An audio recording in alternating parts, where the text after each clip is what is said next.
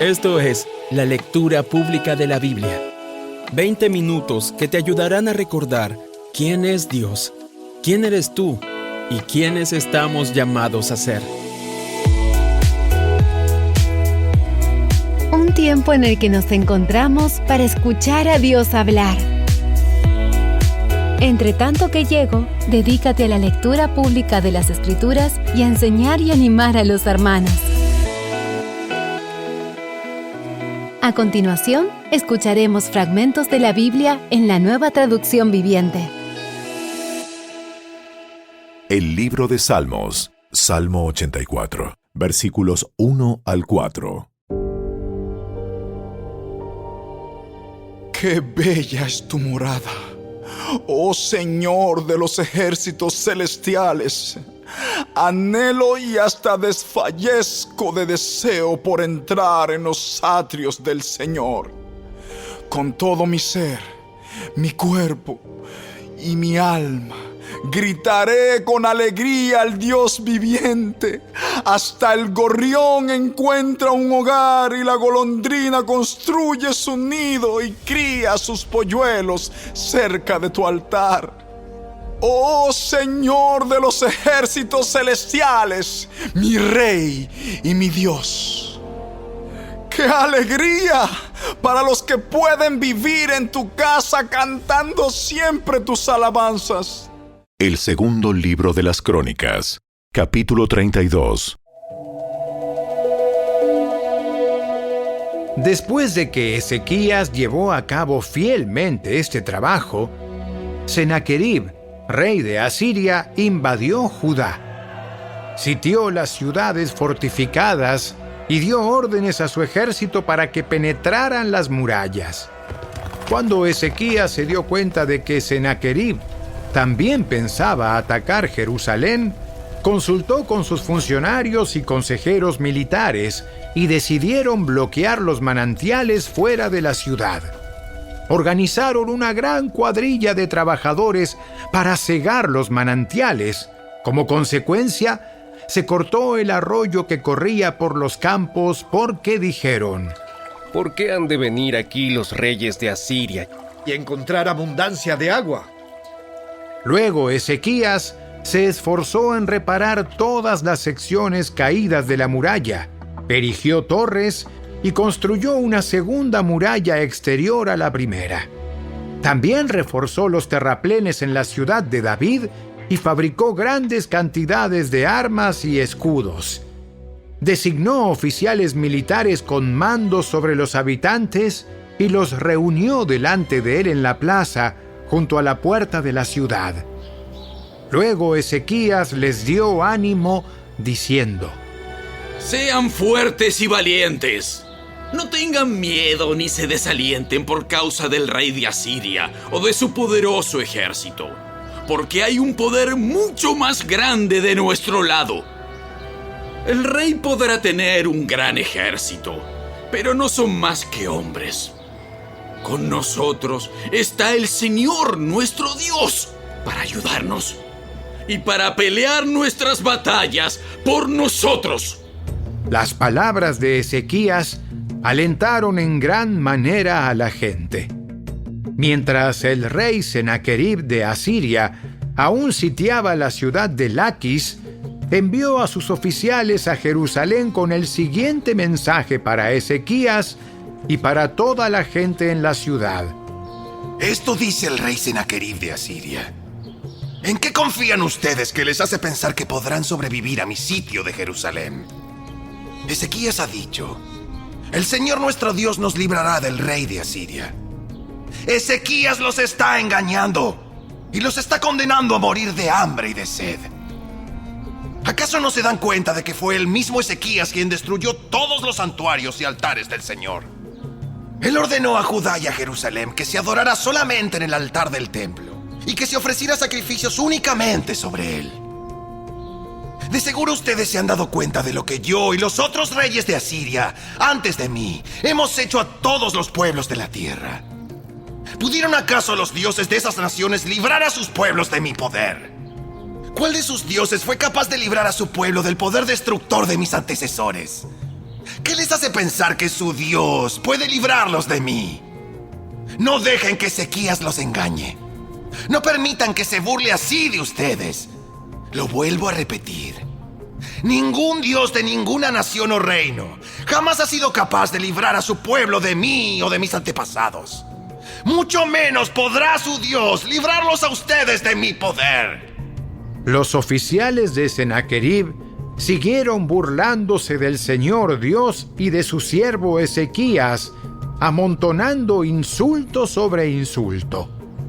El rey también envió cartas en las que menospreciaba al Señor Dios de Israel.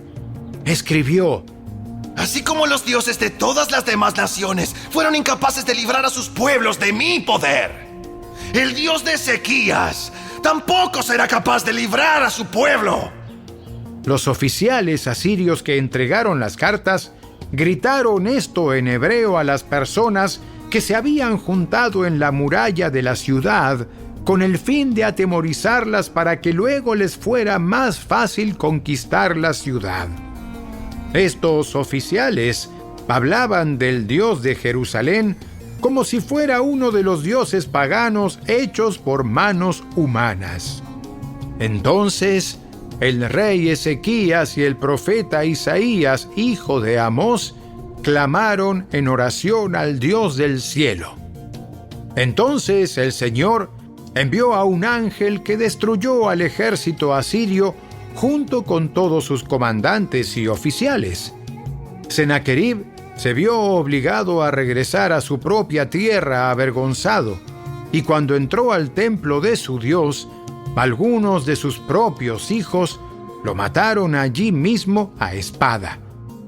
Así es como el Señor libró a Ezequías y al pueblo de Jerusalén del rey Sennacherib de Asiria y de todos los demás que los amenazaban. Entonces hubo paz por todo el país. A partir de entonces, el rey Ezequías fue muy respetado entre las naciones vecinas, y llegaron a Jerusalén muchos obsequios para el Señor, junto con valiosos regalos para el rey Ezequías.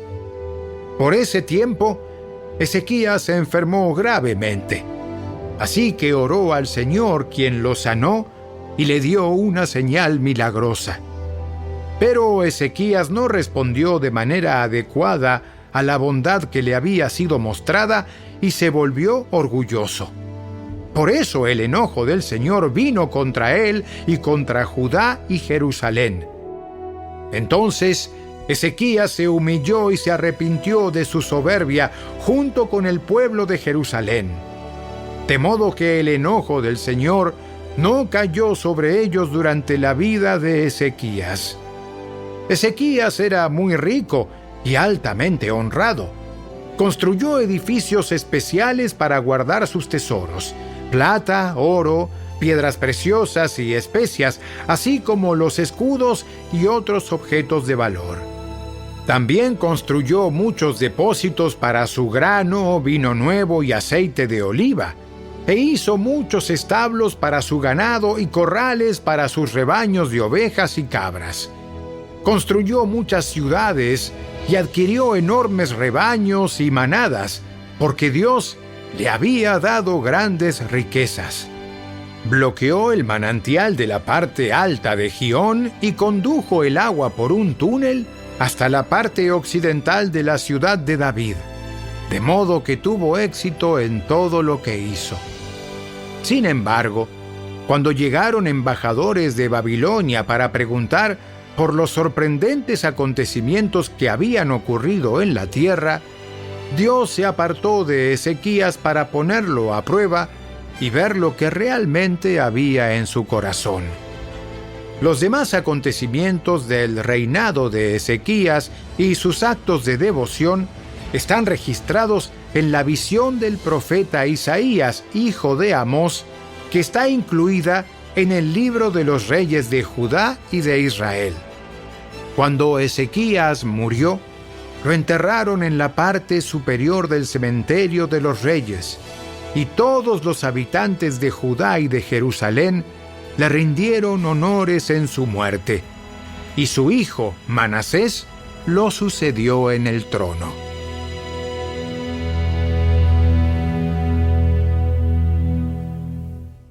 El segundo libro de las Crónicas, capítulo 33, versículos 1 al 20.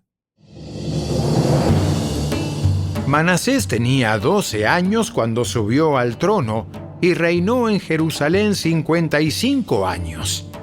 Hizo lo malo a los ojos del Señor y siguió las prácticas detestables de las naciones paganas que el Señor había expulsado de la tierra al paso de los israelitas. Reconstruyó los santuarios paganos que su padre Ezequías había derribado. Construyó altares para las imágenes de Baal y levantó postes dedicados a la diosa Asera. También se inclinó ante todos los poderes de los cielos y les rindió culto. Construyó altares paganos dentro del templo del Señor, el lugar sobre el cual el Señor había dicho: «Mi nombre permanecerá en Jerusalén para siempre». Construyó estos altares para todos los poderes de los cielos en ambos atrios del templo del Señor. Manasés también sacrificó a sus propios hijos en el fuego en el valle de Ben Hinnom. Practicó la hechicería, la adivinación y la brujería, y consultó a los médiums y a los videntes. Hizo muchas cosas que eran malas a los ojos del Señor, y con eso provocó su enojo. Incluso Manasés tomó un ídolo que había tallado y lo colocó en el templo de Dios, en el mismo lugar donde Dios les había dicho a David y a su hijo Salomón: «Mi nombre será honrado para siempre en este templo y en Jerusalén, la ciudad que he escogido entre todas las tribus de Israel». Si los israelitas se aseguran de obedecer mis mandatos, todas las leyes, los decretos y las ordenanzas que les di por medio de Moisés, no los expulsaré de esta tierra que aparté para sus antepasados.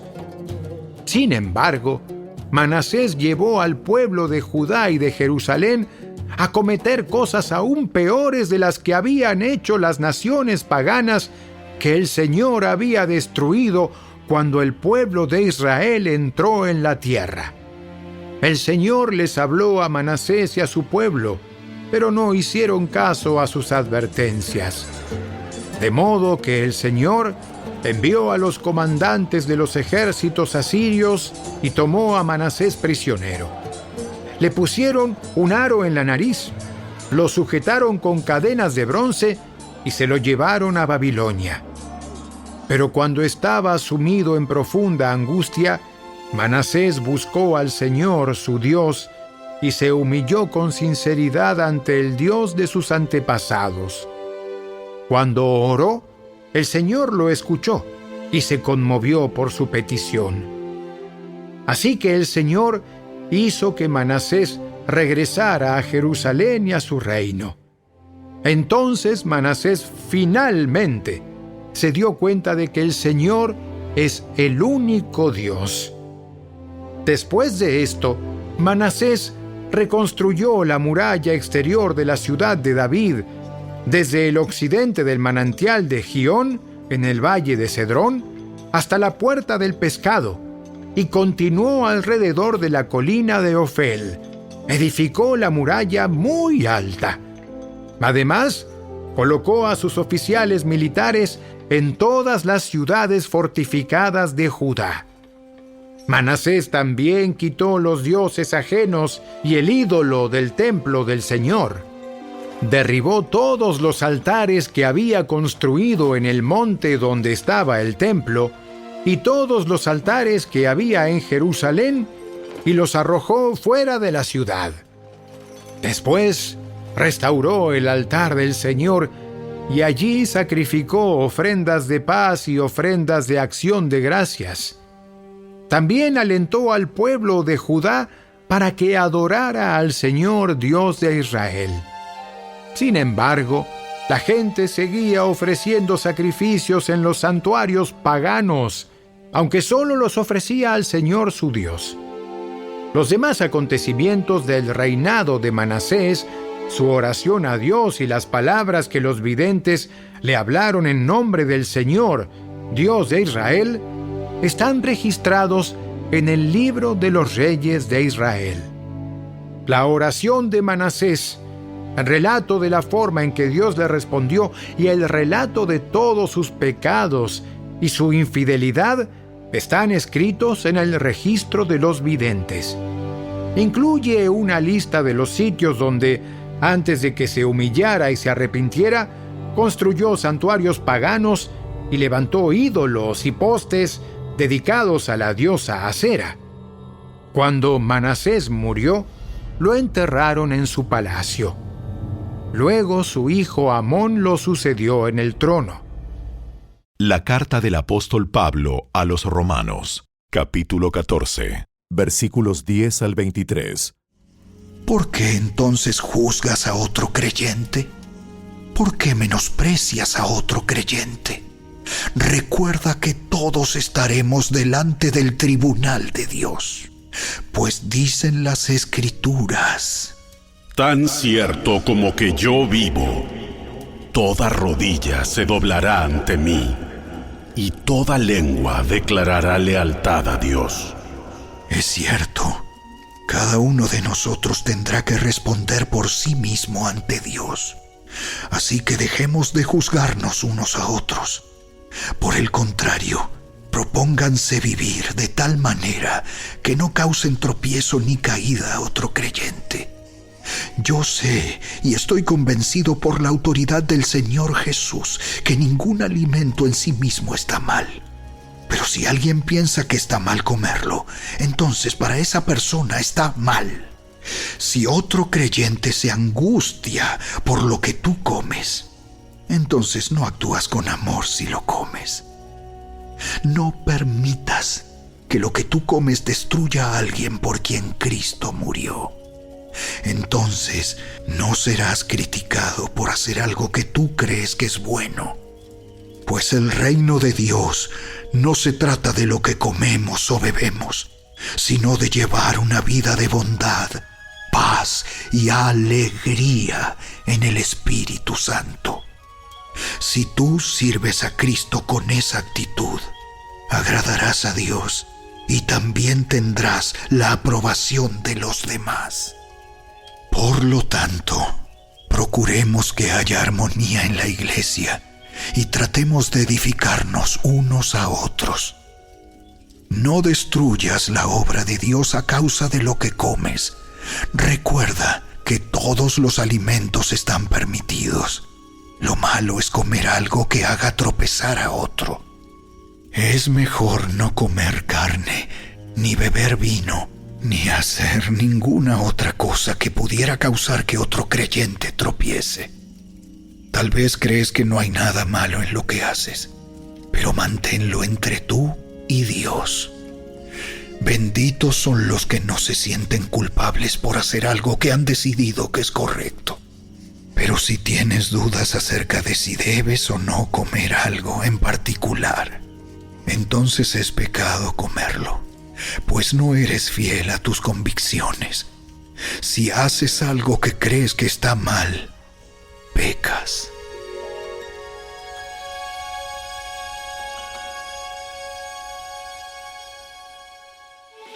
Hasta aquí fue la lectura de hoy. Esperamos que la palabra de Dios haya cobrado vida en tu corazón. ¿Sabías que leer toda la Biblia toma 100 horas? Dedícale 20 minutos diarios y en solo un año habrás terminado de leerla. Obtén esta herramienta completamente gratis. Ve a la tienda de tu dispositivo móvil, descarga Lectura Pública de la Biblia y comienza a disfrutar la palabra de Dios con tu familia y amigos. Síguenos en nuestras redes sociales y visita nuestro sitio web, lecturapublicadelabiblia.org. ¡Hasta la próxima!